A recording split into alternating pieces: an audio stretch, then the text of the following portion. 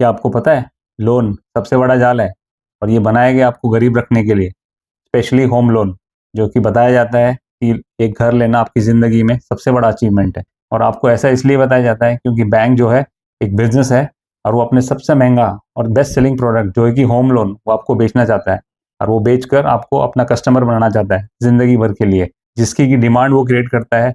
सपनों का घर, अपना घर, ऐसे आपको बोल बोल के डिमांड क्रिएट की जाती है। आज हम इस वीडियो में बात करेंगे कि बैंक एंड बैंकिंग सिस्टम चलता कैसे है, एंड इस वीडियो के अंत तक आपको पता चल जाएगा कि bank is a profitable business and loan is their most expensive and best selling product, and interest जो कि ब्याज, ये it's a debt trap to keep you poor. Hey everyone, मैं हूं आपका दोस्त और होस्ट सूर्यपाल रावत, और मैं आपको ये पक्का गारंटी के साथ बोल सकता हूं कि कोई भी आदमी फाइनेंशियल फ्रीडम अचीव कर सकता है और अमीर बन सकता है। और मैं ये सारे सीक्रेट्स आपके साथ शेयर करने वाला हूं जो मैंने अपने लास्ट 30 ईयर्स के करियर में, प्रोफेशनल करियर में 5 बिजनेसेस चला के, 15 जॉब्स करके, 5 स्पेशलाइज सेक्टर में काम करके गेन किया है। ये सारे सीक्रेट्स मैं आपके साथ शेयर करने वाला हूँ और बताने वाला हूँ कि फाइनेंशियल फ्रीडम कैसे आप भी अचीव कर सकते हो। अगर ये मैं कर सकता हूँ तो आप भी कर सकते हो। फर्स्टली, किसी भी सिस्टम का कोड क्रैक करने के लिए हमें वो सिस्टम समझना चाहिए। तो पहले हमें समझना है कि बैंक और बैंकिंग सिस्टम चलता कैसे है, how it works actually.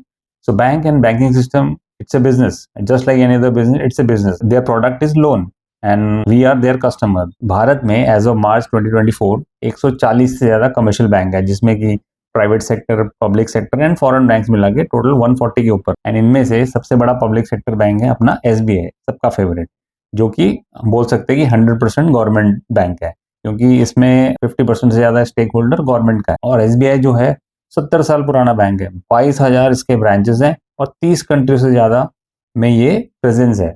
Meaning इसका मैग्नीट्यूड देखिए, इस मैग्नीट्यूड की वजह से ये बैंक हम भारतीयों का सबसे फेवरेट बैंक है, सबसे ट्रस्टेड बैंक है, no doubt about it. And इसी मैग्नीट्यूड की वजह से हमें इस बैंक से डर भी लगता है कभी कभी। आई मीन, आप मानो या ना मानो, आई मीन एक टाइम तो हमें ऐसा लगता है कि हम कैसे जाके इनको कुछ सवाल करें, हम कैसे जाके इनसे डिस्काउंट मांगे, हम कैसे जाके इनसे बार्गेन मांगे। तो ये डर तो थोड़ा थोड़ा तो हमें रहता ही है। और मजे की बात ये है कि इन्हें पता है कि हमें उनसे डर लगता है। अब SBI की कस्टमर सर्विस तो क्या ही बात करें, मतलब वर्किंग आवर से ज्यादा तो इनके lunch break, tea break, gossip breaks, what not, I mean so many breaks are there. North India में तो इनके after lunch they even have a walking break. And कुछ हद तक इस सर्विस लेड बैक एटीट्यूड की वजह से, इतना बड़ा बैंक होने के बाद भी, HDFC जो कि इतना नया बैंक है, just 31 years old bank with just 5,400 branches, which is also a private sector bank, ये बैंक ने इसको ऑलरेडी पीछे छोड़ दिया काफी in terms of revenue, market share, market capitalisation, profit, everything is they have taken over. In fact, SBI has gone down to third position now after ICICI in the second position.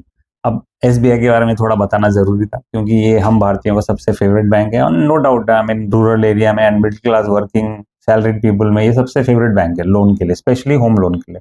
और होना भी चाहिए क्योंकि इन लोगों के paper work बहुत strong है, इनका काम बहुत परफेक्ट है।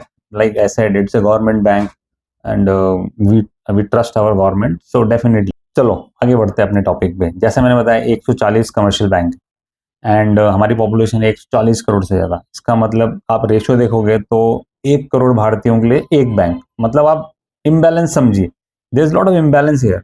एंड मे बी शायद उस रीजन की वजह से, बैंक कम है, लोग ज्यादा हैं, इसकी वजह से भी ये बैंक अपनी मनमानी करते हैं।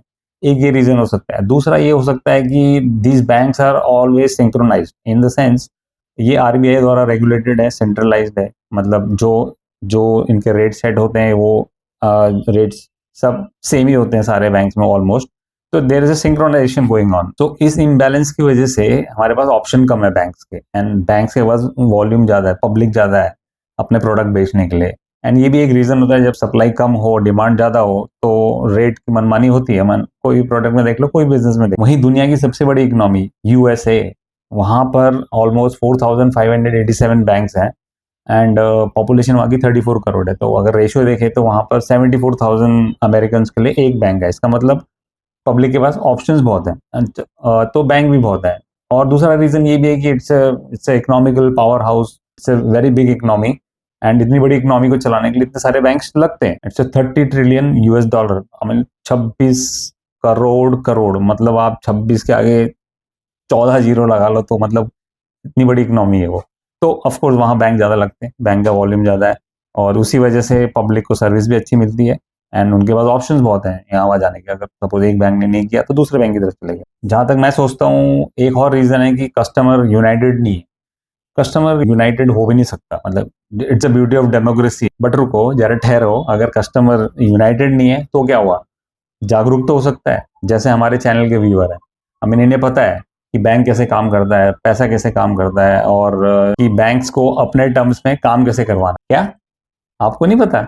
कोई बात नहीं, इस वीडियो के अंत तक बने रहिए, आपको ही पता चल जाएगा। तो आप बोलोगे कि इतने बड़े बैंक, इतने बड़े एंटिटीज हमें एंटरटेन क्यों करेंगे इतने छोटे से मतलब कस्टमर को? तो मैं आपको ही बता दूं, क्योंकि they want to make you customer for life. In the sense आपकी पूरी जिंदगी भर के लिए 50-60 साल की उम्र तक आपको कस्टमर बनाना चाहते हैं ताकि आप उनसे और प्रोडक्ट लो। और मजे की बात यह है कि उनको पता है कि आपको ये नहीं पता कि ये क्यों, मतलब आपको इतना एंटरटेन किया जा रहा है या फिर आपकी सुनी जा रही है। ये आपको जिंदगी भर के लिए कस्टमर बनाना चाहते हैं ताकि आप उनसे लोन लेते रहो, कभी कार के लिए, कभी घर के लिए, कभी वेकेशन के लिए, कभी एजुकेशन के लिए, और अपनी ईएमआई भर के मिडिल क्लास कैटेगरी में ही बंधे रहो। ये मतलब ये उनका बिजनेस है, ये उनका प्रोडक्ट है, लोन उनका प्रोडक्ट है, इंटरेस्ट उनकी इनकम है। वो कर रहे हैं जो करना है, वो उनका काम है।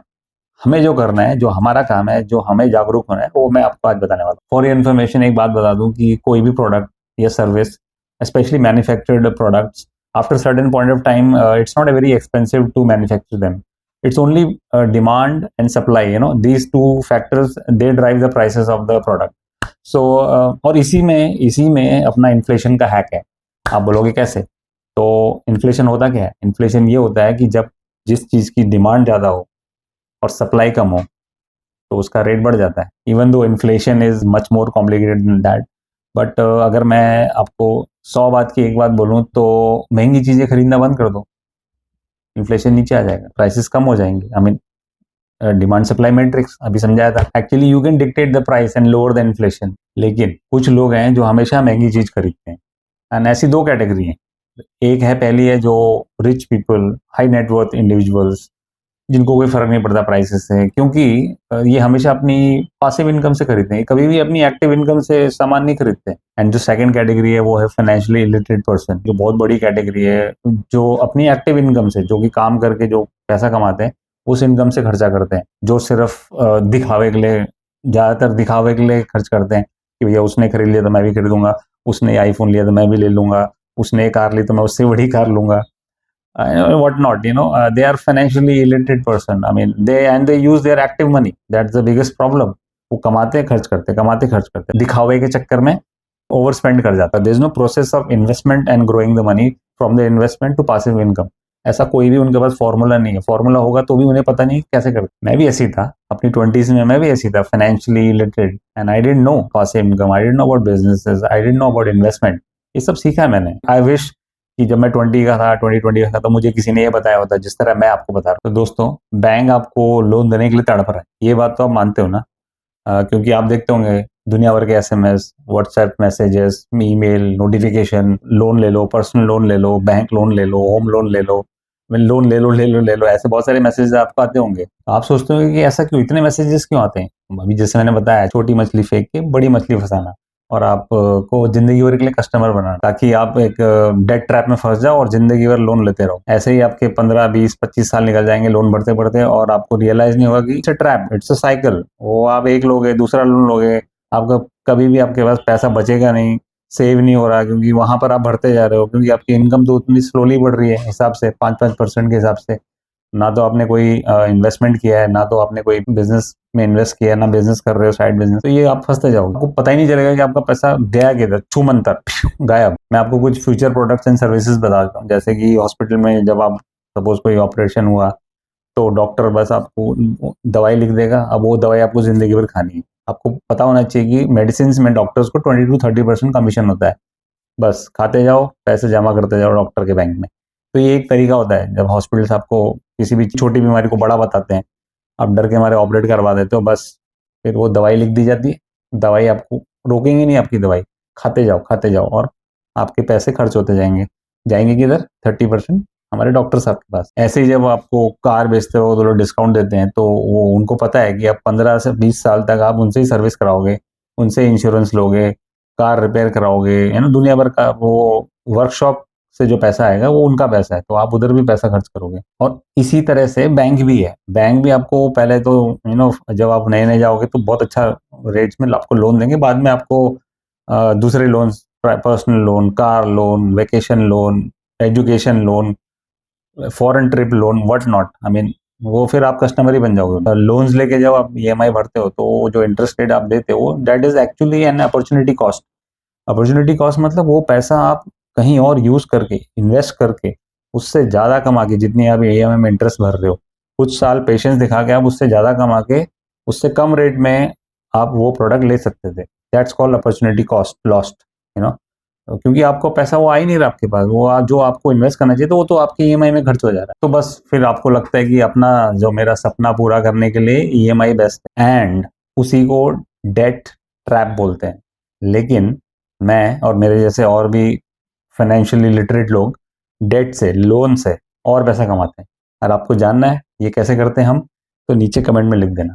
आई will make another video for you and there I will share how we make that money. और अगर आपको ये जानना है कि रियल एस्टेट में बेस्ट रेंटल यील्ड वाली प्रॉपर्टीज कैसे ढूंढें और कैश फ्लोइंग प्रॉपर्टीज कैसे ढूंढें और उन प्रॉपर्टीज में कैसे इन्वेस्ट करें जिससे कि आपकी ईएमआई भी निकल जाए और आपकी जेब में पैसा भी बचे, generating more than 17% net yield, तो आप जरूर मुझे नीचे कमेंट में लिखना। I will share with you how we do that in our property management and consultation business, and how we find properties and how we invest in the properties where by the way of cash flow 10 साल में आपका break even भी achieve हो जाता है और आपको property बेचने की भी जरूरत नहीं पड़ती। और होम लोन की बात चल रही है तो एक मैजिक वर्ड क्रिएट किया गवर्नमेंट ने, बैंक ने, क्रेडिट स्कोर, सुना होगा आपने, क्रेडिट स्कोर, आपका क्रेडिट स्कोर ये वो। तो क्रेडिट स्कोर होता क्या है? पहली बात तो ये एक आपका लोन लेने का स्कोर है कि आप कितना अच्छा लोन लेते हो और कितने अच्छे आपके पेमेंट रीपेमेंट करते हो। बेसिकली ये गवर्नमेंट एजेंसी नहीं चलाती कोई, ये प्राइवेट कंपनी चलाती है। 4 कंपनियां हैं जो आपको स्कोर देती है, उनमें से एक सिविल है। तो मेजरली सिविल तो आपने सुना होगा, सिविल स्कोर, सिविल स्कोर। ये क्या है स्कोर? ये स्कोर आपका लोन लेने का स्कोर है कि आप कितना अच्छा लोन लेते हो, कितने अच्छे डेट में हो, कितने फंसे हुए हो, वो स्कोर है। जितना ज्यादा स्कोर मतलब उतना ज्यादा फंसे हुए हो।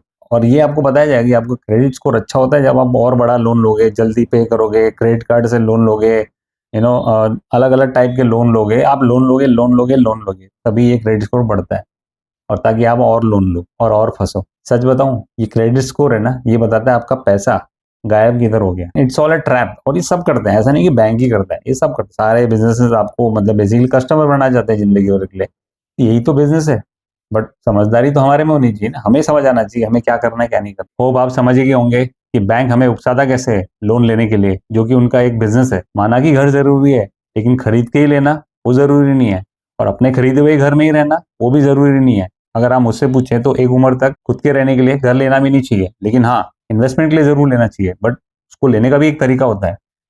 वो तरीका ये होता है कि उसमें आपकी नेट यील्ड कम से कम 17 से 20% निकलनी चाहिए और आपका नेट कैश फ्लो भी पॉजिटिव होना चाहिए, जो कि अराउंड कैश ऑन कैश 6% के आसपास होना चाहिए। Real estate and property is the best investment in the world since ages. If you really want to know about this topic, please comment and I'll make videos for you. If you are new to this channel, please like, subscribe and share. And don't forget to press that bell icon so that you get the notification whenever I make such videos. And from now on, we will be making more content. Also, please comment if you have any suggestions or queries. With that, I'm signing off. I am your host and dost, Suripal. Until next time, peace.